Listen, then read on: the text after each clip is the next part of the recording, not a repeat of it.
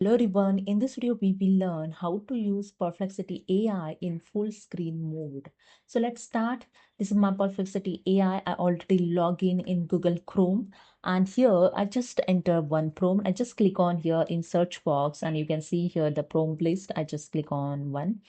So I just click on list and here you can see the term Ukraine policy reversal explain, and here you can get all details related to this prompt. Okay, so after that, if you want to read in full screen and if you want to use this Perplexity AI in full screen, just go to the right hand side and click on this three dot, and you can see the one zoom option. And here you can see in corner side one icon showing the full screen. When you keep cursor here, I just click on it to full screen. Now here you can see your Perplexity AI in full screen. Now you can use easily your Perplexity AI in full screen. Okay, so I just click on here and here you can see you can just enter the prompt and you can use your Perplexity AI.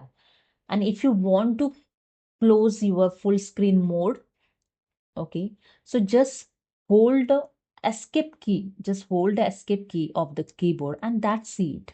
Now you see your full screen is off. This is a way you can use the Perplexity AI in full screen mode.